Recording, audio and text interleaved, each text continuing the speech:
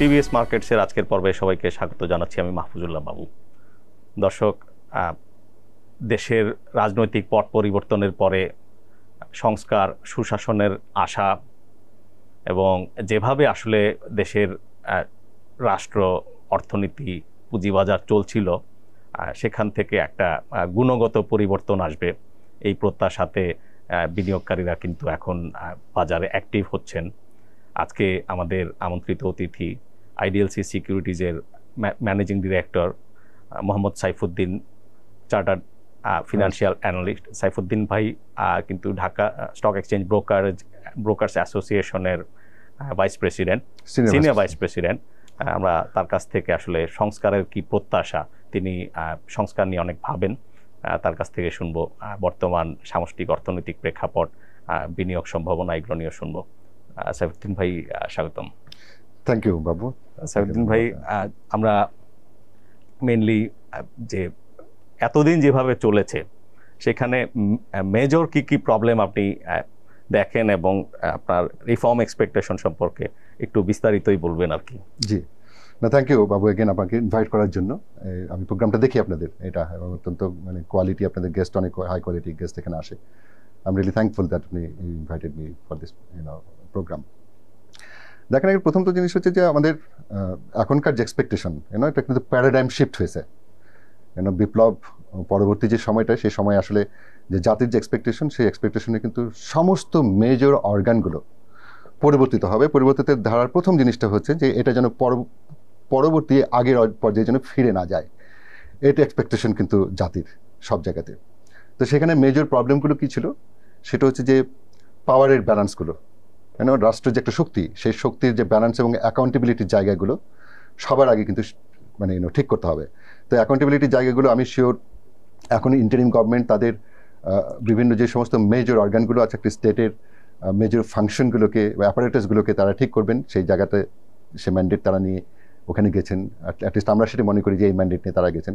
Capital মার্কেটও কিন্তু একটা economic সিস্টেমের মধ্যে একটা মেজর একটা অর্গান, যে অর্গানে কিন্তু আপনার একটা জাতির যে আশা-আকাঙ্ক্ষা, সেই আশা-আকাঙ্ক্ষা তখনই রিফ্লেক্ট হবে যখন এখানে কারেক্ট ওই সিস্টেমটা থাকবে, সিস্টেম অফ গভর্নেন্সটা থাকবে, অ্যাকাউন্টেবিলিটির জায়গা থাকবে, যেখানে অপরাধীদের শাস্তি হবে, যেখানে মিসগভর্ন হলে পারে রেগুলেটর চেঞ্জ হবে। এটার একটা অটোমেটিক প্রসেস কিন্তু সবসময় থাকা উচিত, যেটা ছিল না লাস্ট 15 ইয়ার্স অ্যাটলিস্ট, আরও আগ থেকে ইনফ্যাক্ট, কিন্তু লাস্ট 15 ইয়ার্স মোর প্রমিনেন্টলি। আপনি যদি রিফর্মের কথা বলেন, আমি প্রথমেই শুরু করবো যে রিফর্মটা, সেটা হচ্ছে রেগুলেটরস অ্যান্ড দ্য রেগুলেশনস। তারপরে আসে মার্কেট ইন্টারমিডিয়ারিজ, মেজর ইন্টারমিডিয়ারিজ যেগুলো আছে, সেই সমস্ত জায়গাগুলোর মেজর রেগুলেশনসগুলো এবং রেগুলেটরদের কিন্তু একটা রিফর্ম আমরা এক্সপেক্ট করতেছি। এবং এই জিনিসটা কিন্তু আমাদের কাছে যেটা হয়েছে যে আপনার যে শীর্ষস্থানীয় পদগুলোতে পরিবর্তন আসছে, ব্যক্তি চেঞ্জ হচ্ছে। এখন ব্যক্তি চেঞ্জ তো এখানে আমি বললাম যে ব্যক্তি চেঞ্জ কিন্তু সলিউশন না। ব্যক্তি চেঞ্জ আমরা সবসময় যখন আসে তখন পারসিভ করি যে নিশ্চয়ই ভালো, তো সে ব্যক্তি চেঞ্জ করলেই যে আপনার একটা সিস্টেমের পরিবর্তন হয়ে যায়। ব্যক্তি বা সে individual become the part of the system at one point of time, যদি সিস্টেম রং থাকে। তো এখানে আমি প্রথমে একটা জিনিস বলি, যে সেটা হচ্ছে যে আপনার সিকিউরিটি এক্সচেঞ্জ কমিশন অর্ডিন্যান্স, যেটা হচ্ছে 1969-এর, ওই অর্ডিন্যান্সে কিন্তু সুইপিং পাওয়ার দেওয়া আছে একটা কমিশনকে, সিকিউরিটি এক্সচেঞ্জ কমিশনকে। এই সুইপিং পাওয়ার আমি জানি না অতদূর পর্যন্ত ম্যান্ডেট ইন্টারিম গভর্নমেন্টে করবে কিনা, কিন্তু সেই অর্ডিন্যান্সের কিন্তু পরিবর্তন দরকার হবে সামনে। আমি লং টার্মের কথা বলতেছি। সেখানে কিছু সুইপিং পাওয়ার আছে, সেগুলো সুইপিং পাওয়ার যদি দেওয়া থাকে তার অ্যাকাউন্টেবিলিটি এনশিওর করতে হবে, নাম্বার ওয়ান। এগুলোকে এমনভাবে অ্যাবিউজ করছে এই লাস্ট দ্য রেজিমে এন্টায়ার টাইমটা। 2cc নামে একটা অ্যাক্ট আছে, আপনি রুল আছে, সেই 2cc is become the tools for abusing anything everything in the market. এই মনে করলো দিয়ে দিল 2cc পাওয়ারের আওতায় তারা ফ্লোর প্রাইস দিয়ে দিল। মনে করলো একটা বেসিক রুলস রেগুলেশনগুলো এস্টাবলিশ হয় নাই, যেগুলো ঠিক করে নাই, সেই একটা অ্যাপ্রুভাল দিয়ে দিল কিসের আওতায়, এই 2cc-র আওতায়, যেটাকে বলা হয় যে অনিয়মই হয়ে গেছিল, নিয়মের মধ্যে ওটা। তাহলে এই যে পাওয়ারগুলো, সুইপিং যে পাওয়ারগুলো, সেই পাওয়ারকে যে ব্যবহার করার যে প্রেক্ষিতগুলো এবং সে ব্যবহার করার পরে যে কনসিকুয়েন্সগুলো যেটা আসে, সেই কনসিকুয়েন্সের যে দায়ভারটা, সেই দায়ভারগুলো ইনশিওর করার কিন্তু জায়গা ছিল না সেখানে। তো এটা গেলো একটা। এবার আসেন যে সেটা হচ্ছে সিকিউরিটি এক্সচেঞ্জ কমিশন অ্যাক্টের পরে এরপরে কিন্তু অনেকগুলো রেগুলেশন আসছে যেটা সিকিউরিটি এক্সচেঞ্জ কমিশন করছে। এগুলো রেগুলেশনগুলো কোনোটাই বেশিরভাগই আপনার মার্কেট ওরিয়েন্টেড ছিল না, যেটাতে আপনার বলে এরা ইনভেস্টরদের ইন্টারেস্ট প্রোটেক্ট করা যায় না, কিন্তু দিস ইজ যে কনম্যান রেগুলেশন টাইপের, that's really didn't do that. হ্যাঁ, তো ওগুলো আসলে করার উদ্দেশ্য ছিল কিছু জিনিস নিয়ন্ত্রণ করা, কাদেরকে নিয়ন্ত্রণ করা, যেটা হচ্ছে যে তাদের কাছ থেকে বের করে নিয়ে আসার জন্য। আমি যেমন আমি বলে রাখি আপনাকে 87-এর আপনার ব্রোকার্স ডিলার্স রুল, বুঝলেন, মানে সিকিউরিটি এক্সচেঞ্জ কমিশনের, তারপরে 2000-এর ব্রোকার্স ডিলার্স রুল, মার্চেন্ট ব্যাংকের আইনগুলো, রেগুলেশনগুলো, তারপরে অ্যাসেট ম্যানেজমেন্ট কোম্পানির বিভিন্ন সময়ে যে রেগুলেশনগুলো আসছে ওই 2CCর আন্ডারে তারা এগুলো পাওয়ার এক্সারসাইজ করে যে সমস্ত রেগুলেশনগুলো তৈরি করছে, এগুলো কোনোটাই কিন্তু কম বেশি মানে বেশিরভাগই কিন্তু মানুষের এক্সপেকটেশনকে কিন্তু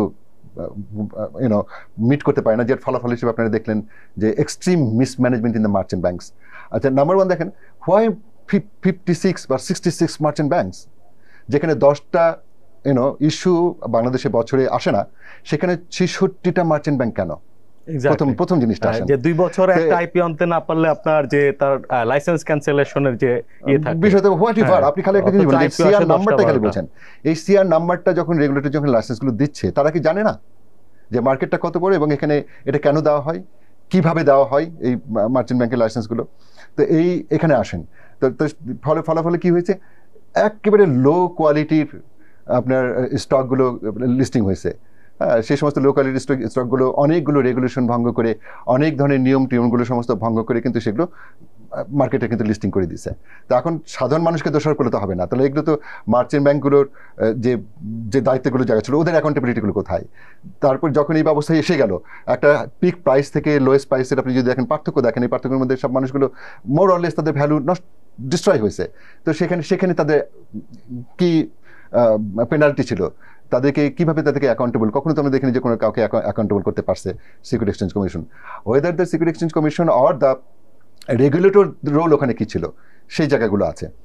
তারপরে আসেন অ্যাসেট ম্যানেজমেন্ট কোম্পানিগুলো যে তৈরি হয়েছে, এখানকার যে এন্টায়ার সিস্টেম অফ গভর্নেন্স, যে অ্যাসেট ম্যানেজমেন্ট কোম্পানিতে দেখেন মানুষ টাকা দেয় একটা ফান্ড ম্যানেজারকে, ফান্ড যেন কেনে তাদের ম্যান্ডেট অনুযায়ী, তাদের একটা স্টাইল থাকে যে আমি এই স্টাইলে ইনভেস্টমেন্ট করবো, এত পার্সেন্ট থাকবে বন্ডে, এত ফিক্সড ইনকামে থাকবে, এত পার্সেন্ট ইকুইটি মার্কেটে থাকবে, ইকুইটি মার্কেটের মধ্যে ব্লু চিপে এত থাকবে, বা ভ্যালু স্টকে, গ্রোথ স্টকে এত থাকবে, একটা ট্রেডিং ফান্ড হিসেবে এটুকু থাকবে।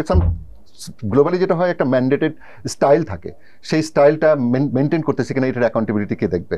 ট্রাস্টি। তারপরে ট্রাস্টির সে ক্ষমতা আছে কিনা, ট্রাস্টি তার জায়গাটা পরিপালন করতেছে কিনা, এইটা কিন্তু এনশিওর করার মতো কোনো সিস্টেম অফ গভর্নেন্সটা নাই। এবার আসেন আপনার কাস্টডি, ফান্ড ম্যানেজারের কাছে কেন সরাসরি ক্যাশ থাকবে? ফান্ড ম্যানেজারের অ্যাকাউন্টে, ফান্ডের অ্যাকাউন্টে থাকবে কাস্টডির কাছে টাকা। আইডিয়ালি তার ডিসিশন, ইনভেস্টমেন্ট ডিসিশনটা নেবে, বাই সেলের ডিসিশন নেবে, ইনভেস্টমেন্ট ডিসিশন নেবে, সেই ইনভেস্টমেন্ট ডিসিশন অনুযায়ী সে অর্ডার করবে, সেখান থেকে কনফার্মেশন সে দিয়ে দেবে, সেই কনফার্মেশন যে থেকে কাস্টোডিয়ান সেখান থেকে টাকা পে করবে, তো টাকার লেনদেন তো আসলে কাস্টোডিয়ান করবে, it's not the fund manager.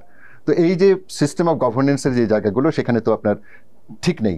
এই জায়গাগুলোর রেগুলেশন বা অ্যাকাউন্টেবিলিটি নিয়ে আসার জন্য যে রেগুলেটরি স্ট্রাকচার থাকার কথা, সেই স্ট্রাকচারগুলো কিন্তু তৈরি হয়নি। তাহলে এত রেগুলেশন কেন করলো? এবার আসেন আপনার মিউচুয়াল ফান্ডের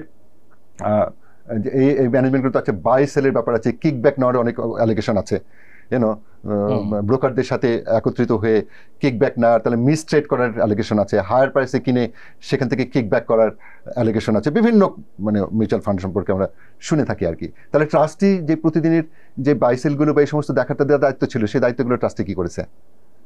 কতটা বলছেন রোলগুলো? এবার রেগুলেটর আপনার যখন এক্সট্রিম ঘটনা ঘটে তখন তারা ইনভেস্টিগেশন শুরু করে, কিন্তু সেটি আলোর মুখ দেখে না বহুদিন। হ্যাঁ, সেটা আমি বলতেছি, সেটা যে তার মানে সেখানে রেগুলেটরদেরও তার মানে আপনার অ্যাকাউন্টেবিলিটি জায়গাগুলো এনশিওর নাই। তারা তাদের ম্যান্ডেটগুলো কী ছিল, তারা একটা পার্টিকুলার পলিটিক্যাল ক্লাউডকে ফেভার করে কিনা, বা সেখানে গিয়ে সেখানে মিটমাট হয়ে যায় কিনা। তো এই জিনিসগুলো কিন্তু কারেক্ট অ্যাকাউন্টেবিলিটির জায়গাগুলো না থাকতে পারে, যেটা ঘটে আর কি, সেটাই ওখানে ঘটেছে। আপনি মিউচুয়াল ফান্ডের আরও দেখেন, সেটা হচ্ছে যে দেখুন রেগুলেশনগুলো মানে মার্কেট ওরিয়েন্টেড তো অবশ্যই না, একই সাথে দেখেন মিউচুয়াল ফান্ডের মেয়াদ শেষ হয়ে গেল, তারপরে সে মেয়াদ বাড়িয়ে দিল, কি যুক্তি কি বললো, সেটাতে মার্কেটে নেগেটিভ ইম্প্যাক্ট আসবে। এটা কোনো যৌক্তিক জিনিস হতে পারে না। আপনার ম্যান্ডেট হচ্ছে 10 বছর পার হওয়ার পর যদি মানে লিস্টেড মিউচুয়াল ফান্ডে যদি অবসান করতে হবে, তো এটাই আপনার ম্যান্ডেট। ওটা যদি করা না মানেই হচ্ছে আপনি ডিফল্ট করলেন, এবং এটা ডিফল্ট করলে আপনি ইমিউনিটি, আপনার কেউ কিছু বলে না। হ্যাঁ, তারপরে আপনি ওই যে রিইনভেস্টমেন্ট ইউনিট মানে একটা অদ্ভুত একটা ইনোভেশন, যেটা একটা রিইঞ্জিনিয়ারিং, ফাইন্যান্সিয়াল রিইঞ্জিনিয়ারিং, যেটার কোনো ইকোনমিক ইমপ্লিকেশন নাই, মানে ইকোনমিকভাবে করছে কি সে আসলে লিঙ্গার করতেছে ফান্ড ম্যানেজমেন্ট করার ক্যাপাসিটি। এটা হচ্ছে তাদের ফান্ড সাইজ বেড়েছে, ধরেন 100 কোটি টাকার একটা ফান্ড যদি 10% রিইনভেস্টমেন্ট ইউনিট করে প্রতি বছর দিয়ে যায়, ফান্ডের সাইজ বাড়লো এবং সে কমিশন পাবে। তার মানে self serving fund manager actually ইনভেস্টরদের ইন্টারেস্টকে সার্ভ করে নাই, তারা সেলফ সার্ভিংটা করেছে, এবং এটা রেগুলেটর চোখের সামনে তারা করতে দিয়েছে এখানে। তারপরে আসেন মিউচুয়াল ফান্ডের লিস্টিংয়ের বিষয়গুলো। আমি পুরনো সময়ের কথা বলতে পারি আপনাকে। একটা মিউচুয়াল ফান্ড আসলো যেটা 10 টাকার হচ্ছে আপনার ভ্যালু, সেটা কি করে মার্কেটে 35 টাকা 40 টাকা হয়ে যায়, এবং 70 টাকা পর্যন্ত যেতে আমি দেখেছি। তো এই 70 টাকা পর্যন্ত হয়ে যায়, যেটা ন্যাভ হচ্ছে 10 টাকা। তা how come regulator allow this thing to happen? Why they didn't come down heavily on the trading process, and that the people those are engaged in the trading or manipulation? কথাটা বুঝছে, এটা একটা common sense যে এখানে একটা severe mistake, severe wrong is happening in the market, and we are allowing this to happen, মানে given that we are regulator overseeing the market, যে কোনো কিছু হচ্ছে না। তাহলে এই যে জিনিসগুলো তো এটা অ্যালাউ করছে। এই রেগুলেটরের আপনার যে রিফর্ম, হ্যাঁ, সেটি সম্পর্কে আপনার যদি কোনো চিন্তা থাকে। রেগুলেটরদের রিফর্ম দেখেন, আমি প্রথমতই যেটা বলবো 2-3টা জিনিস। একটা সিকিউরিটি এক্সচেঞ্জ কমিশনের রিফর্ম তো যা শুরু হয়েছে, সেখানে কাজ করতেছে, কিন্তু ওই আইনগুলো পরিবর্তন না হলে কিন্তু এই সিস্টেমটা পারসিস্ট করবে।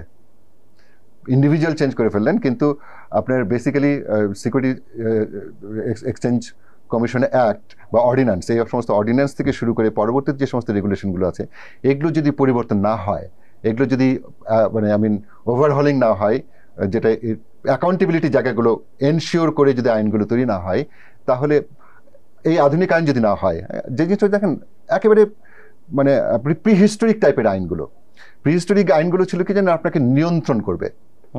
হ্যাঁ, এই ধরনের একটা নিয়ন্ত্রণ করা সেটা তখনই আপনার অ্যাবিউজ হয়ে যাবে। যেমন ধরেন যে ব্রোকারেজ, এই একজন একটা আইন করছিল যেটা পরবর্তীতে পাস হয় নাই, সেটা হচ্ছে যে ব্রোকারেজের সিইও যদি নিয়োগ করতে হয় তাহলে সিকিউরিটি এক্সচেঞ্জ কমিশনের অনুমতি নিতে হবে। What does that mean? এটা তো প্রিহিস্টোরিক একটা ব্যাপার হয়ে গেল। তাহলে তাই যদি হয় তাহলে তার পারপাস সার্ভ করবে? তা তো হবার কথা না। হ্যাঁ, তাদেরকে ইন্ডিপেন্ডেন্স বাড়িয়ে দিতে হবে, কিছু ক্রাইটেরিয়া তৈরি করে যে এই ক্রাইটেরিয়ার মধ্যে নিয়োগ করতে হবে, দ্যাটস ইট। তাহলে যে ইন্ডিপেন্ডেন্সটা ঠিক থাকলো, একই সাথে একটা গভর্নেন্স ঠিক থাকলো। তো আইনগুলো এমনভাবে করে যেগুলো আসলে ওই সভ্যতা থেকে আমরা উঠে এসেছি, ওই মানে মধ্যযুগীয় যে সময় থেকে আমরা এখন মডার্ন হয়ে গেছি। এখন আইনগুলো ওই টাইপের হওয়া উচিত না, অর্থাৎ আইনগুলো মডার্ন না। তো সেই মডার্নাইজেশনের, আপনি পাওয়ার ব্যালেন্সের কথা বলছিলেন প্রথমেই, যে নিয়ন্ত্রক সংস্থায় যে আপনার চেয়ারম্যান, কমিশনার, তাদের নিয়োগ দেওয়া হয়, সেন্ট্রাল ব্যাংকের জন্য একটা সার্চ কমিটি হয়, এখানে এই জায়গায় কোনো কাজ করা যেতে পারে? অফকোর্স করা যায়। যেমন ধরেন আমি তো মনে করি যে ধরেন কমিশনের যখন সার্চ কমিটি হবে, আমার উদ্দেশ্যটা কি? উদ্দেশ্যটা হচ্ছে যেন পাওয়ারের কাছাকাছি, ক্ষমতার কাছাকাছি যারা আছে, তারা যেন এই সমস্ত ইন্ডিপেন্ডেন্ট অর্গানগুলোতে না আসতে পারে। মানে আসলেই সেটা কনসেন্ট্রেটেড হয়ে যায় পাওয়ারটা। তো সেখানে করতে হলে বাংলাদেশের সিভিল সোসাইটি আছে, বাংলাদেশের রিটায়ার্ড গভর্নমেন্ট অফিসিয়াল থেকে শুরু করে বাংলাদেশ ব্যাংকের ব্যাংকার আছে, প্রাইভেট সেক্টরের এক্সপার্টরা আছে, ক্যাপিটাল মার্কেটের এক্সপার্টরা আছে, যারা রিটায়ার্ড, যাদের ইন্টারেস্টের সরাসরি জড়িত না। তো এই সমস্ত পিপুলকে দিয়ে কিন্তু সার্চ কমিটি তৈরি করতে পারে, যে সার্চ কমিটিটা সার্চ করে একটা রিকমেন্ডেশন দিল, তারপরে সরকার সেটাকে নিয়োগ দিল। এই গভর্নেন্স, এই জিনিসগুলো যদি থাকে, তাহলে পাওয়ারের কাছাকাছি লোক বা যারা ওই যে লেজুর বৃত্তি পলিটিক্সের মধ্যে যায়, তারা আসার সম্ভাবনা কমে যায়। হ্যাঁ, তারপরে এক্সপার্ট বডিগুলো আছে, বাংলাদেশের ট্রেড বডিগুলো আছে যেগুলো ইন্ডিপেন্ডেন্ট ট্রেড বডি। তারপরে আপনার যেমন চার্টার্ড অ্যাকাউন্টেন্টদের একটা অ্যাসোসিয়েশন আছে, সিএফএ সোসাইটি আছে। তো এই সমস্ত জায়গায় যে সমস্ত এক্সপার্ট লোকগুলো আছে, তাদের মধ্য থেকে কিন্তু আনতে পারে। তো এই সার্চ কমিটির প্রাইভেট সেক্টর থেকে বা এরকম ধরনের সার্চ কমিটি করে এটা করা উচিত, rather than the government appointed the search committee like government official বা সামথিং লাইক দ্যাট। সেটাতে সাসেসিবিলিটি বেড়ে যায়। তো এখানে আপনার নিয়োগের যে জায়গাগুলো আসলো, এবার রিপোর্টিংয়ের যে জায়গা থেকে আরেকটা জিনিস থাকে, সিকিউরিটি এক্সচেঞ্জ কমিশন হচ্ছে ঢাকা স্টক এক্সচেঞ্জ। আমি ঢাকা স্টক এক্সচেঞ্জ বলতে আমি ধরেন দুটো এক্সচেঞ্জ আমি বলতেছি, স্টক এক্সচেঞ্জ বলতে চিটাগং এবং ঢাকা। এক্সচেঞ্জগুলো কি হয়েছে দেখেন, this is the most important operating agency in the capital market. আপনি স্টক মার্কেটের the most important operating agency যদি আপনি বলেন, তাহলে কারা? এটা হচ্ছে এক্সচেঞ্জগুলো প্রথম, তারপরে সিডিবিএল আসে, এখন তো সিসিবিএল করবে, সেগুলো আছে, হ্যাঁ, কাস্টোডি আছে, ইত্যাদি ইত্যাদি, এগুলো পরবর্তীতে আসে, কিন্তু দি মোস্ট ইম্পর্টেন্ট হচ্ছে আপনার এক্সচেঞ্জগুলো। তাহলে এই এক্সচেঞ্জগুলো যদি চলতে হয়, এক্সচেঞ্জগুলো দেখেন দায়িত্বকে, এখন কিন্তু দেখেন এক্সচেঞ্জগুলো necessarily becoming the technology company. এত ডাইনামিক্স, এত ফাইন্যান্সিয়াল প্রোডাক্ট আসছে, এত ইনোভেটিভ ইনভেস্টমেন্ট ভেহিকেল আসছে, এগুলোর সাথে কোপ আপ করতে একটা ডাইনামিক অ্যাজাইল যে একটা ম্যানেজমেন্ট প্রয়োজন হয়, অ্যাজাইল একটা মানে এক্সচেঞ্জকে যতটা বেশি অ্যাজাইল হতে হয়, এটা হওয়ার জন্য তাদের একটা ইন্ডিপেন্ডেন্স লাগে, ওখানে তাদের এক্সপার্ট বোর্ড লাগে, এক্সপার্ট এমপ্লয়ি লাগে, হ্যাঁ, সেখানে টেকনোলজি পিপল থাকতে হয়, ম্যানেজমেন্ট পিপল থেকে HR পিপল থাকতে হয়। তো সব কিছু মিলিয়ে একটা ওকে যদি ক্ষমতায়ন না করা হয়, তাহলে এক্সচেঞ্জগুলো কিন্তু সেই পেস কিন্তু রাখতে পারবে না। তো এখন যেটা হয়েছে যে আপনার ডিমিউচুয়ালাইজেশন আইনে যেটা করা হয়েছে, এই আইনের মধ্যে স্কোপ কিন্তু অনেক কমাই দিয়েছে, অ্যাকাউন্টেবিলিটি স্কোপগুলো, অর্থাৎ security exchange commission become the মানে সর্বসেবা। তো আপনার এই যে একটা দি মোস্ট ইম্পর্টেন্ট অপারেটিং এজেন্সির যদি ফুল কন্ট্রোল থাকে হচ্ছে এক্সচেঞ্জের এই কমিশনের কাছে, তাহলে ইটস ভেরি সাসেপ্টেবল টু যে ক্ষমতার মধ্যে দিয়ে যারা আসছে, হ্যাঁ, তারা এটাকে এক্সপ্লয়েট করার কিন্তু সাসেপ্টেবিলিটি অনেক হাই, ঝুঁকি অনেক বেড়ে যায়। ঘটেছে তাই আপনি চিন্তা করে দেখেন যে ইভেন প্রি ডিমিউচুয়ালাইজেশনের সময় যে স্টক এক্সচেঞ্জ ছিল, এখন কিন্তু সেটাও নেই, রাইট? এটা এন্টায়ারলি কিন্তু আপনার এটাকে অবলিটারেট করছে, রাইট? বিসিএস চেয়ারম্যান যাদেরকে চাইছেন শুধুমাত্র তারাই আসতে পারেন, তারাই আসতে পারছে। এবং ইভেন এমপ্লয়ি লেভেলে ওখান থেকে ধরেন একজন এমপ্লয়ি ফোন দিয়ে মানে সিকিউরিটি এক্সচেঞ্জ কমিশন থেকে একজন অফিসার ফোন দিয়ে ধরেন এখান থেকে they can direct and lead the top officials of Dhaka stock exchange. তো এই যে জিনিসগুলো কিন্তু এক্সট্রিমলি এক্সপ্লয়েটেড হয়েছে। ফলে কি হয়েছে দেখেন, ফলে হয়েছে কি, এই 15 ইয়ার্সে যে টেকনোলজিক্যাল ইনোভেশনগুলো দরকার ছিল, যে সিস্টেম অফ গভর্নেন্সগুলো এস্টাবলিশ করা ছিল বেসড অন দ্য টেকনোলজি, তাই না? তো সেগুলো কিন্তু একটাও আসেনি। ইভেন আপনি জাস্ট চিন্তা করে দেখেন যে ডিএসি একটা করে সিইও আসে, সিইও পালায়, 1 বছরের সময় দেয় না, 1 বছরের মধ্যে চলে যায়, তারপরে নতুন করে পাই না, 2-3 বছর ধরে তারা চালায় হচ্ছে অ্যাক্টিং সিইও দিয়ে, অ্যাক্টিং সিএফও দিয়ে চালায়। কেন চালায় এটা? বিকজ তারা এমন একটা পারসেপশন ক্রিয়েট করছে সোসাইটিতে যে আপনার যারা এক্সপার্ট, যারা এই সম্পর্কিত যারা আপনার এলিট এক্সপার্টিস যাদের আছে, যারা গ্লোবাল ইয়েতে যাদের এক্সপোজার আছে এই সমস্ত প্রোডাক্ট নিয়ে এক্সচেঞ্জ চালানো, তারা কিন্তু এখানে আসে না অপমানিত হওয়ার ভয়ে, রাইট? কথাটা বুঝছেন? মানে এমন একটা সিস্টেম অফ গভর্নেন্স এখানে আছে, এমনভাবে নিয়ন্ত্রিত হয় যেখানে কাজ করার কোনো সুযোগই পায় না। সো ঢাকা স্টক এক্সচেঞ্জের পার্টিকুলারলি আপনার ডিমিউচুয়ালাইজেশন আইন যেটা 13, এটা একটা থরলি রিভিউ করা প্রয়োজন। পাওয়ার হ্যাজ টু বি ব্যালান্সড, এদিকে করা উচিত। ম্যানেজমেন্টকে আরও বেশি ইন্ডিপেন্ডেন্ট করা উচিত। বোর্ডের যে নিয়োগগুলোকে আরও বেশি ইনস্ট্রুমেন্টাল করা উচিত।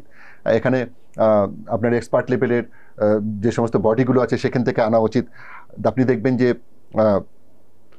এখানে একটা কর্পোরেট, বাংলাদেশে কিন্তু লাস্ট 40-50 বছর একটা কর্পোরেট কালচার কিন্তু তৈরি হয়েছে, একটা ব্যবসায়ী একটা শ্রেণী কিন্তু এদেশে গড়ে উঠছে, যারা খুব হার্ড মানে ভেরি স্ট্রিক্ট কমপ্লায়েন্সের মধ্যে প্রোডাকশন করে বিদেশে আপনার তারা রপ্তানি করে। তো এখানে একটা তাদের একটা বুনিয়াদ, ব্যবসায়ী একটা বুনিয়াদ তৈরি হয়েছে, একটা স্কিল লেভেল অফ ম্যানেজার্স তৈরি হয়েছে পুরো দেশে।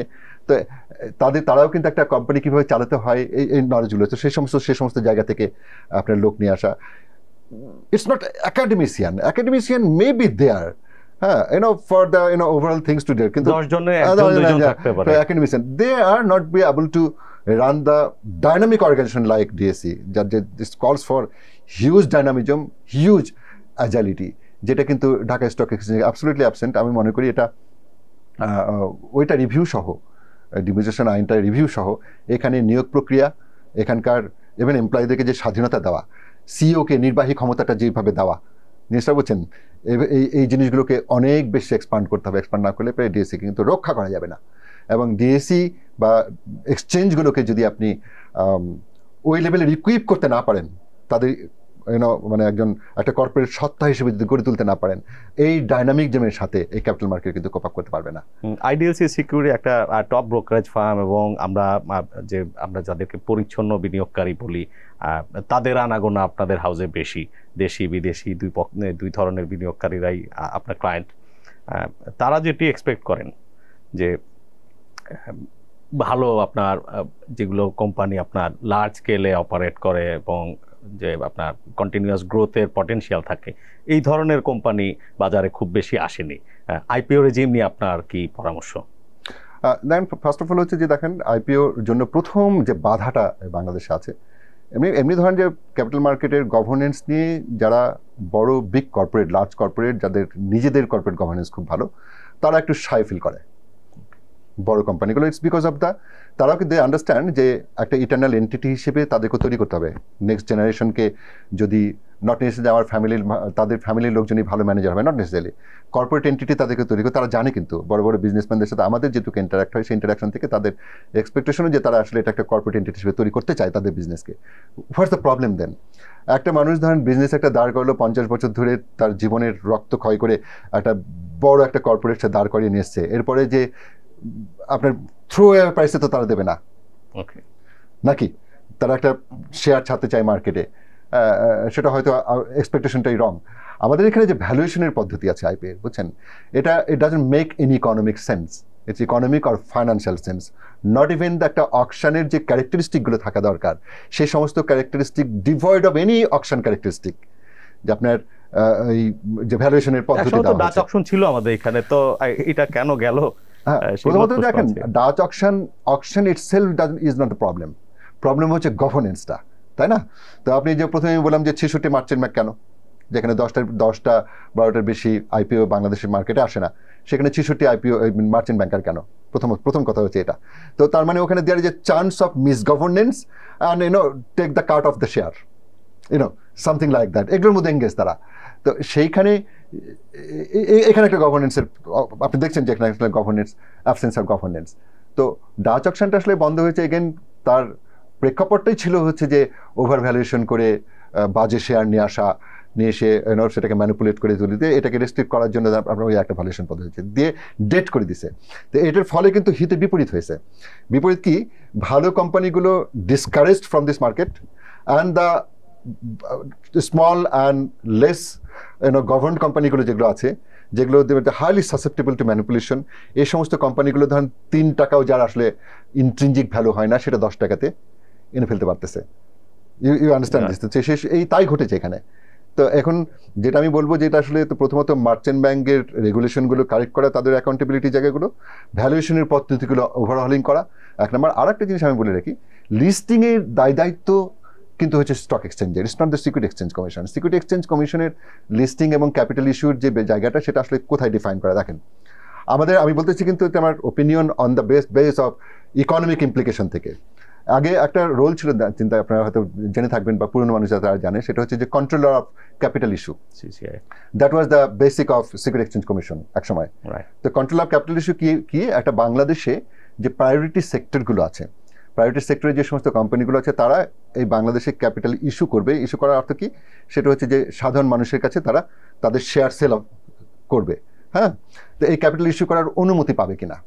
তো এই পাওয়াটা আসলে ক্রাইটেরিয়াগুলো কি, আমাদের ইকোনমিক প্রায়োরিটিগুলো কি, ইকোনমিক যে ক্যাপিটাল অ্যালোকেশন, এই অ্যালোকেশনের ক্রাইটেরিয়াগুলো কি, গভর্নমেন্টের প্রায়োরিটি কি, সোসাইটাল প্রায়োরিটি কি, ইকোনমিক প্রায়োরিটি কি, ইত্যাদির উপর ভিত্তি করে তারা একটা পলিসি ফর্ম করে। সেই পলিসি ফর্ম অনুযায়ী ওই রিলেটেড যে সমস্ত কোম্পানিগুলো আসতে চায় তাদেরকে ক্যাপিটাল ইস্যু করার অনুমতি দেয়।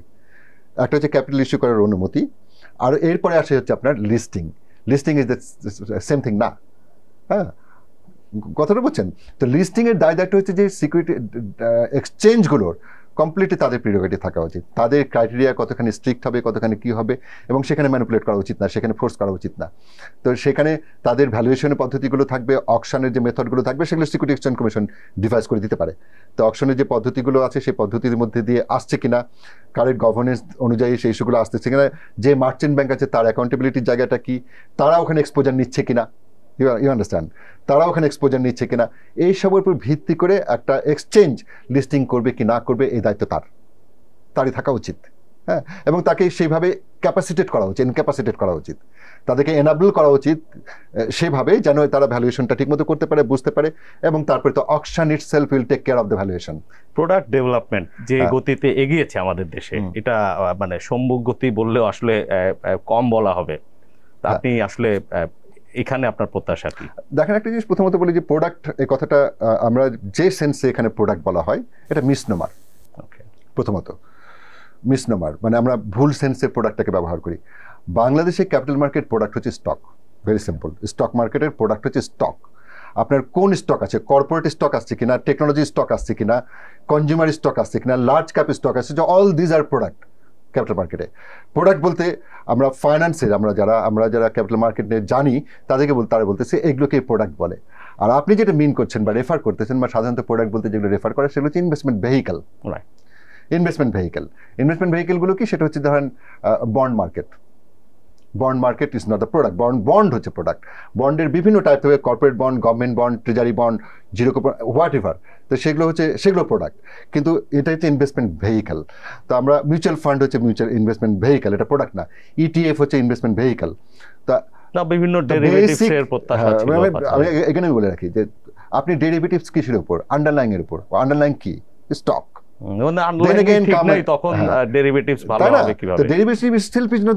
ডেরিভেটিভ হচ্ছে একটা vehicle two execute certain type of trade. তা আপনাকে বুঝতে হবে সেটা হচ্ছে যে আপনার প্রোডাক্ট কিন্তু স্টক, মাইন্ড ইট। হ্যাঁ, তো আপনারা ওই যে don't be very excited on the derivatives, don't be very excited on the short selling capability. This are very very wrong. Who gonna short sell?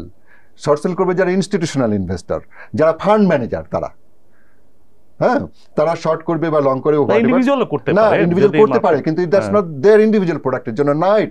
এটা হিতে বিপরীত হবে। বাংলাদেশ মার্কেটে এখন জিনিসটা বুঝে দেখেন, প্রথমত হচ্ছে বাংলাদেশ মার্কেটের ক্যাপিটাল মার্কেটের যে প্রোডাক্টগুলো আছে, প্রোডাক্ট বলতে আমি স্টকে প্রথম বলি, এবং ভেহিকেলগুলো আসে, এই ভেহিকেলগুলো কিন্তু মিসপারসিভ করে। আপনারা আগে ওভারহলিং হতে হবে। এই জিনিসগুলো হচ্ছে যে মানুষ শেখে না, আমাদের ইন্টেলেকচুয়াল ইন্টারাকশনটা কম এই মার্কেটে। কেউ আসতে চায় না, ভয়ে কথা বলতে চায় না, এগেনস্ট দ্য উইন্ড যেতে চায় না, আমরা নিজেরা যেতে চাই না। এই কারণে মানুষ এগুলো অ্যাওয়ার হয় না। তো যে ব্যাপারটা হচ্ছে ধরেন derivatives, what I am telling you, প্রথমে you got to create the equity market first. Stock, underlying, fundamental সহ এই সমস্ত স্টকগুলো তৈরি করে। এরপরে ডেরিভেটিভের ব্যাপারটা যেটা আসে সেটা হচ্ছে পরবর্তীতে তাদের ফান্ডগুলো, ইনস্টিটিউশনাল ফান্ড যেগুলো আছে, তাদের রিস্ক ম্যানেজ করার জন্য এগুলো টুল হতে পারে। তারা কোনো প্রোডাক্ট হতে পারে না, প্রোডাক্ট হচ্ছে স্টক।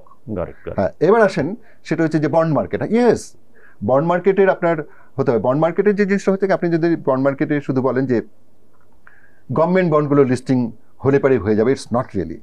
গভর্নমেন্ট বন্ডগুলো লিস্টিং হওয়ার পর ওখান থেকে প্রতিদিন ট্রেড হবে, নট নেসেসারিলি। পৃথিবীর সব জায়গাতে কিন্তু আপনার বন্ডগুলো হেভিলি ট্রেড হয়, ব্যাপারটা এটা না। বন্ডের কিছু ডেরিভেটিভস আছে।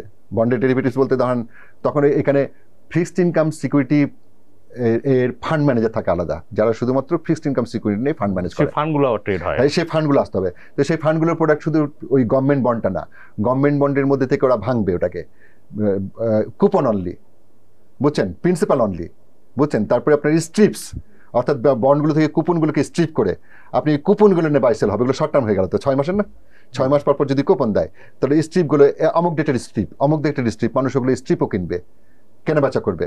তো যখন ফান্ড ম্যানেজার, অনেকগুলো ফান্ড ম্যানেজার যখন আপনার এই যে স্টক মার্কেট, বন্ড মার্কেটে আসবে, ফিক্সড ইনকাম সিকিউরিটি বেসড যখন তারা ফান্ড ক্রিয়েট করবে, তখন শুধু বন্ড না, বন্ড তো বেসিক প্রোডাক্ট, এটার সাথে স্ট্রিপ্ট অনলি, হ্যাঁ, কুপন অনলি, তারপরে আপনার জিরো কুপন বানাবে, শুধুমাত্র যে দিয়ে প্রিন্সিপাল অনলি দিয়ে জিরো কুপন বানাবে, সবগুলো গভর্নমেন্ট বন্ডের প্রমিসগুলোর উপর নির্ভর করে। তো এই সমস্ত প্রোডাক্টগুলো যখন হবে তখন এগুলো ট্রেড হয় এগুলোর। কিন্তু বন্ড ইটসেলফ হয়তো সবসময় লার্জ স্কেলে বাইসেল হয়, যেগুলোতে যারা বাইসেল করে হচ্ছে ইন্স্যুরেন্স কোম্পানিগুলো, তাদের ফান্ডটাকে ম্যানেজ করে। এবং আরেকটা হচ্ছে ইল্ড কার্ভ ম্যানেজ করার জন্য, অর্থাৎ ইল্ড কার্ভের কোথায় তারা রাইট করতেছে, কোথায় তারা এক্সিট করতেছে, এটা ইল্ড কার্ভের এক্সপেকটেশনের উপরে তারা এই ট্রেডগুলো করে, সেগুলো হচ্ছে ইনস্টিটিউশন। আদারওয়াইজ সাধারণ মানুষ যেগুলো করে সেটা হচ্ছে স্ট্রিপগুলো কেনে, যেগুলো শর্ট টার্মের তারা কেনাবেচা করে তাদের লিকুইডিটির জন্য। দ্যাটস হাউ থিংস ইভলভ একটা ফিক্সড ইনকাম সিকিউরিটিজ আসলে, কথাটা বলছেন। তো এখন বন্ড মার্কেট বলতে আমরা যদি বলি প্রোডাক্টের ইনোভেশন, প্রোডাক্টের already there, nothing has to innovated. আমাদেরকে নতুন করে কোনো কিছু আবিষ্কার করতে হবে না। আমরা আমাদের ইনভেস্টমেন্ট পার্টে আসি এখন, প্রোগ্রামের প্রায় শেষ দিকে চলে আসছি। আপনার যে একটা স্লোডাউন কিন্তু ইকোনমিতে চলছিল অলরেডি, তারপরে যে আপনার নতুন সরকার এসছে, এখনো যে স্লোডাউনটা ভিজিবল। তো সামষ্টিক অর্থনৈতিক পরিস্থিতি আপনি কি দেখছেন এবং কি ফোরকাস্ট করছেন? ওয়েল, আমি ভেরি ডিফিকাল্ট কোশ্চেন আপনি প্রথমত জিনিসটা হচ্ছে যে এটা আসলে অনেকভাবে কথাগুলো বলা যায়। যে দেখেন, প্রথমত হচ্ছে যে প্রি রেভলিউশন যে ইকোনমিটা ছিল, ইকোনমিটা আপনি যদি ইন্ট্রিনজিকভাবে বলেন, বাংলাদেশ ইকোনমি কিন্তু স্ট্রং আগেগোড়াই ছিল। আউটলুকটা খারাপ হয়েছিল because of the misgovernance, particularly financial সেক্টরে মিসগভর্নেন্স, বিভিন্ন করাপশনের এই সমস্ত জিনিসগুলো আসছে। ইলেকশনটা মানুষের মধ্যে আশা জাগাতে পারেনি সেই সময়, স্বাভাবিকভাবে একটা ডিবস্ট একটা ইলেকশন, সেই ইলেকশনের মধ্যে দিয়ে মানুষের আকাঙ্ক্ষাকে আপলিফ্ট করতে পারে নাই। তো সব কিছু মিলিয়ে হায়ার ইনফ্লেশন, গ্লোবাল মেল্টডাউন, এই সমস্ত কিছু মিলিয়ে সেই সময়টা আসলে যতটা খারাপ ইকোনমি ছিল তার চাইতেও খারাপ পারসেপশন ছিল because of the misgovernance and the government এর সম্পর্কে অত্যন্ত মানুষ সাসপিশাস হয়ে পড়ছিল। এবং একটা ওই সমস্তটা আমরা মার্কেটে বসে থেকে আমরা বুঝে রাখি জিনিসটা, সেটা একেবারে নৈরাশ্য। তার কারণও ছিল, আমরা দেখলাম যে আমাদের যে এক্সপোর্টের ফিগার বলা হচ্ছে সেটা ফেক, মিথ্যা কথা, এটা মানে ইঞ্জিনিয়ার্ড করা মানে জিনিসগুলো, এটা অদ্ভুত, এটা মিথ্যা কথা। ইটস নট যে ওই ভুল হতেই পারে না, এটা মিথ্যা কথা বলছে তারা। তো এই সমস্ত জিনিসগুলো নিয়ে মানুষের মধ্যে ডিস্ট্রাস্ট তো স্বাভাবিকভাবে, এটা একটা এক্সট্রিম একটা পর্যায়ে গেছিল। দেন ওই একটা পর্যায় থেকে যখন একটা রেভলিউশন তৈরি হলো, সাথে সাথে কিন্তু একটা অপটিমিজম আসবে। কোন অপটিমিজম? যে আপনার ঘাট থেকে সেই নৈরাশ্যটা কাটলো। কথাটা বলছেন। এবার আসেন যে ফান্ডামেন্টাল ইকোনমিতে কোনো পরিবর্তন আসলো কিনা। হ্যাঁ, তো ফান্ডামেন্টাল ইকোনমিতে পরিবর্তনে যেটা একটা ওয়ান থিং, যে আমার হাতে কিন্তু ফুল ডেটাটা এখন নেই, জিনিসটা বলছি আমি ফলো করি নি লাস্ট ফিউ মান্থস, মানে 1-1.5 মাস থেকে আমি এগুলো ফলো করতে পারি নাই। যেটা আমি দেখতেছি আপনাদের পত্রিকা এবং বিভিন্ন জায়গা থেকে ডেটা নাই, কিছু ক্লু আছে যে হয়তো অর্ডার বাড়ছে, এক্সপেকটেশন হচ্ছে যে this government is closer to the world. Exactly হ্যাঁ। যে জিনিসটা আমি বলে রাখি সেটা হচ্ছে যে ধরেন স্বাভাবিকভাবে রেমিটেন্সটা বেড়ে গেছে। রেমিটেন্সটা বাড়ার এটার কিন্তু অনেক ধরনের ইমপ্লিকেশন আছে। 1 নম্বর ইমপ্লিকেশন হচ্ছে যে মানি লন্ডারিংটা বন্ধ থাকবে, এখন হবে না, বা হলে পরে সেটা চেকড হবে। আর রেমিটেন্স এখন কারেন্ট ফ্লোতে আসবে, বিকজ আমাদের যারা যে সমস্তগুলো সাধারণ কর্মী, আমি আপনাকে বলে রাখি, কনস্ট্রাকশনের কাজ যারা করে মিডল ইস্টে, they are the more patriots than anybody else. হ্যাঁ, তো তারা কিন্তু আপনার রেমিটেন্স এখন অফিসিয়াল চ্যানেলে পাঠাচ্ছে এবং তার ইম্প্যাক্ট আমরা দেখতে পাচ্ছি, এবং এখানে সেই নাম্বারগুলো সেভাবে আসতেছে যে ওখান থেকে that's is a good news. এবার একটা যে আমাদের আরেকটা সোর্স হচ্ছে ফরেন এক্সচেঞ্জের, সেটা হচ্ছে যে এক্সপোর্টের যে ব্যাপারটা হচ্ছে যে একটা দেশ যখন পোস্ট রিভলিউশন যায় হওয়ার পরে, তার আগের 15 ইয়ার্স 15 বছর ধরে যদি একটা দেশ যদি এরকম অবস্থায় থাকে, তখন বিজনেসম্যানদের অবস্থানটা কি থাকে?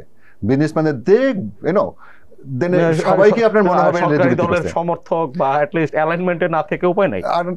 ইউ আন্ডারস্ট্যান্ড যে তাদের স্টেক এত বেশি, মানে ফাইন্যান্সিয়াল স্টেক এত বেশি, economic, whatever their personal belief, the thing is that they got to show that they got to go by that thing because of the survival, maybe, that's my opinion again, maybe. তো সেই জায়গার থেকে just হওয়ার পর কিন্তু তার একটা সায় থাকবে, হয়তো what are the type of backlash that তাদের উপর আসতে পারে। আমরা সোশ্যাল মিডিয়াতে যেভাবে দেখতেছি সব জায়গায় একটা ব্যাকলাশ তো আসবে, এই দায়িত্ব তাদেরকে শোধ করেই আসতে হবে সামনে, এটাও তো ঠিক, তারা তো ছিল সেভাবে। তো সেই দায়টা জায়গা থেকে তারা কেউ আপনার যে হাতে গোনা কয়েকজনই আসলে। হ্যাঁ, কিন্তু মানুষের পারসেপশনটা কিভাবে ক্রিয়েট করে মানুষের পারসেপশনটা সবসময় র্যাম্পান্ট, পারসেপশন নট স্পেসিফিক কেস বেসিসে যায় না, বুঝেন না জিনিসটা? তো সেইখানে যেটা হয়, এর একটু সায় আছে, থাকতে পারে, সেটা হয়তো সময় নেবে। আমি ইন্টারিম গভর্নমেন্ট, আমি sure they are prudent enough to understand the psychological যে অবস্থাটা তাদের এক্সিস্ট করতেছে, তারাও এটা জানে, একই সাথে আমাদের এক্সপেকটেশনের জিনিসগুলো তারা জানে। তো সেই জায়গাগুলো আছে। আর তবে হ্যাঁ, একটা জিনিস বলা যায় যে গ্লোবাল আউটলুক, আপনার Bangladesh the second largest garment exporters in the world cannot afford to lose this market. They have তাদের interest, economic interest so intertwined with Bangladesh, particularly এই গার্মেন্টস সেক্টরে। এটা ইম্পসিবল, এরকম একটা সাপ্লাই চেন একটা হঠাৎ করে একটা অন্য কোনো দেশে কান্ট্রিতে তৈরি করে ফেলা এত সহজ না, এটা রিপ্লেসমেন্ট হয় না এত দ্রুত। তো সেই ক্ষেত্রে যেটা হয়েছে যে আমরা দেখতে পাচ্ছি যে গ্লোবাল অর্ডারগুলো পাবে। তারপরে আমাদের ইন্টারিম গভর্নমেন্ট যারা আছে তাদের রেপুটেশন খুবই ভালো গ্লোবালি, তো তাদের ভালো। শুনলাম যে জিএসপি নিয়ে ইউএসএর সাথে পজিটিভ কিছু ভাইব আমি শুনলাম, স্পেসিফিক জানি না, তো সেখানে ওপেন আপ হলে পারে সেই মার্কেটটা আমাদের হবে। We are very optimistic to tell you frankly. আর ইকোনমি চলে কিন্তু অপটিমিজমের উপর, ট্রাস্ট মি, এক্সপেকটেশনের উপর। হোয়াটস হ্যাপেন্ড পাস্ট, এটার উপর কিন্তু ইকোনমি চলে না। হ্যাঁ, যেটা যেটা আপনার 1 বছর পরে ঘটবে সেটা এখন ঘটে যাই হচ্ছে ইকোনমিতে। ফার্স্ট আজকের বেসটা দেয় এন্ড আমরা তারপর people all করি wait, হচ্ছে অপটিমিজম পেসিমিজমের বেসিসে। এক্স্যাক্টলি, অ্যাবসলিউটলি, আমরা ইনভেস্ট করি অপটিমিজম করে, বিকজ এর সম্ভাবনার জন্য করিতে, তাই না? তো সেই সম্ভাবনার জায়গাটা আমাদের আছে সামনে, আমরা উই হোপ যে সেই জায়গাটা তৈরি, এবং কিছু সিলভার লাইনিং কিন্তু আমরা দেখতে পাচ্ছি, পার্টিকুলারলি রেমিটেন্সের জায়গাটা দেখলাম, গ্লোবাল ভিউগুলো আমরা যেটুকু লক্ষ্য করি সেটা যে গার্মেন্টসের এই অর্ডারগুলো বাড়বে, এই পারসেপশনটা কিন্তু সামনের দিকে ঠেলে নিয়ে যাবে, এটা আমরা ডেফিনেটলি মনে করি।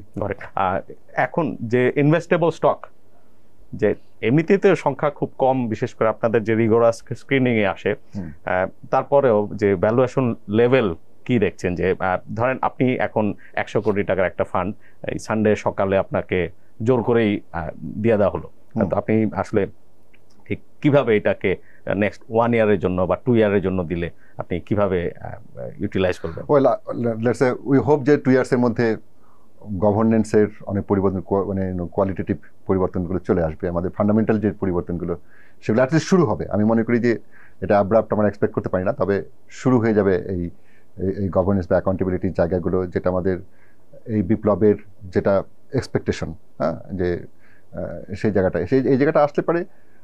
যেটা আমি মনে করি যে এখনও বাংলাদেশ মার্কেটে যে heavily skew to the number দিয়ে যদি আমি বলি, তাহলে ধরেন যে heavily skew to the low quality stocks, এখানে we got to work for that. আর নাম্বারের যেগুলো ফান্ডামেন্টাল স্টক ভালো আছে সেগুলো কিন্তু এখনও চিপ। এই অবস্থা থেকে আমি মনে করি যে ইয়েস, আপনি 100 কোটি টাকার বললেন, আপনি এই ব্লু চিপ যে সমস্ত কোম্পানিগুলো আছে সেখানে একটু ডাইভার্সিফাই করে রাখতে পারলে আমার কাছে মনে হয় it's the great opportunity to invest in this market. এখন আপনি বন্ডে ইনভেস্ট করবেন কিনা? না, ডেফিনেটলি এটা একটা ডাইভার্সিফিকেশনের বেসিক প্রিন্সিপল। দ্য বেসিক প্রিন্সিপলটাই হচ্ছে যে আপনি যদি আমাকে 100 কোটি টাকার একটা লিমিট দেন, ফান্ড ইজ অলওয়েজ লিমিটেড, তো লিমিট যদি দেন তাহলে ডেফিনেটলি একটা সার্টেন, রাদার আমি যদি আমি মনে করি যে একটু ফ্লাইট টু কোয়ালিটি, হ্যাঁ, তো আমার পোর্টফোলিওটাকে সে কোয়ালিটি করতে গেলে আমি একটা সাবস্টেন্সিয়াল একটা পোর্শন আমি এখন যে বন্ডগুলো আছে যেটা ইন্টারেস্ট রেট অনেক হাই, হ্যাঁ, এবং আমি ফর শিওর যে ইন্টারেস্টটা থাকবে না, ফল করবেই। ইটস ইম্পসিবল 12%-এর অ্যারাউন্ড 12%-এর বন্ড, 10 ইয়ার্সের বন্ড, এটা থাকতে পারে না, ইন্টারেস্টেড ফল করলেই কিন্তু একটা বড় ক্যাপিটাল গেনের একটা জায়গা এখানে আছে। তারপরে তো আপনার কুপন তো আছেই। আর ব্লু চিপ ভালো স্টকগুলোতে এখনও গ্রোথের অনেক জায়গা আছে, অনেক জায়গা আছে। আমি কিছু স্টক আছে এখনও কন্টিনিউয়াসলি ধরেন ডাবল ডিজিট গ্রোথ তাদের প্রতি বছরই আছে। তো সেই সমস্ত যে গ্রোথ ট্রাজেক্টরি যেটা আছে সেই অনুযায়ী এখানে ভ্যালুয়েশন আমি চিপার মনে করি। ইনভেস্টেবল একটা ডাইভার্সিফাইড পোর্টফোলিওতে স্টক, ইকুইটি অ্যান্ড বন্ড, এটা মিলে একটা চমৎকার কম্বিনেশন হতে পারে। আপনার এক্সপেকটেশন হচ্ছে যে গভর্নেন্স অ্যান্ড রিফর্মে যে আপনার পজিটিভ ডিরেকশনটা আপনার সূচনা হয়েছে তার কন্টিনিউশন থাকতে হবে? Yeah, definitely. The first and foremost thing হচ্ছে জানেন, দেখেন বাংলাদেশে আপনি যদি 3-4টা রেগুলেশনের কথা বলেন যে আপনি এখনই কী পরিবর্তনটা লাগবে, তো আমি বলবো যে ধরেন অর্ডিন্যান্স চেঞ্জ করার অনেক বিষয়টি আছে, ঝামেলা আছে। প্রবাবলি ডিমোনিটাইজেশন আইন যেটা সেটাও তো পার্লামেন্টরি হয়েছে, সুতরাং ওটা হয়তো সময় লাগতে পারে। কিন্তু এই সময়গুলোর মধ্যে যে সমস্ত রুলসগুলো আসছে সেগুলো তো পরিবর্তন করা যায়। তো এগুলোর পরিবর্তন যদি আমি বলি যে ব্রোকার্স ডিলার্স রুল পরিবর্তন করতে হবে, মার্চেন্ট ব্যাংক রুলস পরিবর্তন করতে হবে, তারপরে আপনার অ্যাসেট ম্যানেজমেন্ট কোম্পানির রুলসটা পরিবর্তন করতে হবে যেখানে জব দিতে নিয়ে এসে, তারপরে আপনার ডিমিউচুয়ালাইজেশন আইনের মধ্যে থেকে যে সমস্ত স্কিম, যেটা ডিমিউচুয়াল স্কিমগুলোর মধ্যে অনেক পরিবর্তন করা যায়, যে সমস্ত পরিবর্তন দিয়ে ইন্ডিপেন্ডেন্সটাকে ইন্ট্যাক্ট রাখা যায় স্টক এক্সচেঞ্জের, হ্যাঁ, তো এখানে জায়গাগুলো এগুলো খুব সহজে করা যায়। রাইট পারসনকে বসাতে হবে। হ্যাঁ, এটাই বলছি, রাইট পারসনকে বসানো মানে কিছু তো পারসন বসানোই না, আপনার ডিমিউচুয়ালাইজেশন মানে এখন হয়তো যে ইমিডিয়েটলি হয়তো ডিমিউচুয়ালাইজেশন অ্যাক্টটাকে পরিবর্তন করতে না পারলেও পরবর্তী যে সমস্ত রুলসগুলো তৈরি হয়েছে সে সমস্ত পরিবর্তন করা যায়। আমরা প্রোগ্রামের প্রায় শেষ দিকে চলে এসেছি সাইফুদ্দিন ভাই, যে ইমিডিয়েটলি যেটি করা যেতে পারে, যেটি করার জন্য আসলে আমাদের আসলে ওয়েট করতে হবে না, এটা হচ্ছে যে আইনগুলো আমাদের আছে বা যেটা আমাদের করা উচিত সেই কাজটি আপনার আইন পরিপালন করা, এই সংস্কৃতিটুকু যদি আপনার নিশ্চিত হয় নিশ্চয়ই সবার কনফিডেন্স পারবে। না, ডেফিনেটলি এখনো ধরেন মার্কেটে মিউচুয়াল ফান্ড আছে যেটার দাম 30 টাকা, প্রথম জিনিসটা ফেস ভ্যালুতে, যেটা তো হোয়াই ইট ইজ দ্যাট, প্রথমে তো ইনভেস্টিগেশন করা উচিত, why should there be any NAV থেকে 3 গুণ দাম কেন থাকবে। হ্যাঁ, তো এখনো আছে, এগুলো ইনকনসিস্টেন্সিগুলো আছে, আমাদেরকে এগুলো খুব দাগা দেয়। আমরা বলি যে কেন এই ধরনের অ্যানোমালি এই মার্কেটে স্টিল এক্সিস্ট। তো সেগুলো এক্সিস্ট করতে দেওয়া উচিত না, এবং এগুলো এই ধরনের অ্যানোমালিগুলো এক্সিস্ট যেন না করে, সেখানে হেভি হ্যান্ড না নেওয়া পর্যন্ত আমাদের কিন্তু আস্থা আসবে না। অসংখ্য ধন্যবাদ। দর্শক, আমরা সাইফুদ্দিন ভাইয়ের কাছ থেকে শুনছিলাম আসলে তার রিফর্ম প্রত্যাশা, এগুলোই শুনলাম। আইনগুলোকে ঢেলে সাজাতে হবে, এই আইন যেখানে কিনা আস্তে আস্তে আমরা সমস্ত ক্ষমতা কেন্দ্রীভূত করে ফেলেছি শীর্ষ পদগুলোতে, বিশেষ করে নিয়ন্ত্রক সংস্থা বাংলাদেশ সিকিউরিটিজ অ্যান্ড এক্সচেঞ্জ কমিশনের হাতে, স্টক এক্সচেঞ্জ বোর্ড বলি বা আপনার যে ম্যানেজমেন্ট অফিসিয়ালস তারা পর্যন্ত, এমনকি যে মার্কেট ইন্টারমিডিয়ারিজ যেখানে সারা পৃথিবীতে তাদের যে আপনার ধরেন একটা মার্চেন্ট ব্যাংক বা একটা ব্রোকারেজ, তাদের বোর্ড তার সিইও বা টপ লেভেলের লোকজনকে কন্ট্রোল করে। এখানে দেখা যায় যে এই পদগুলো আসলে নিয়ন্ত্রক সংস্থা আর উপর অনেকটা ডিপেন্ডেন্ট হয়ে গেছে। অ্যান্ড এর ফল আমরা আসলে দেখতে পেয়েছি যে বাজারে ভালো লিস্টিং হয়নি, অনেক বছর ধরে সুশাসন পরিপালন হয়নি, সুশাসনের প্রকট ঘাটতি ভালো মানুষকে এই বাজার থেকে অনেক দূরে নিয়ে গেছেন। বিনিয়োগকারীরা বিশ্বাস করতে চান না যে এই বাজারে আসলে ভালো কিছু তাদের জন্য থাকতে পারে। এই অবস্থার আশু পরিবর্তন আমরা প্রত্যাশা করতেই পারি, এবং যে রিফর্ম যে ট্র্যাজেক্টরিতে আমরা ঢুকছি, ইট শুড কন্টিনিউ। অ্যান্ড এটা আসলে this is a good chance to যে আমাদের সব কিছুকে আবার ট্র্যাকে ফেরানোর। আমাদের অনুষ্ঠান ভালো লাগলে লাইক করবেন, শেয়ার করবেন।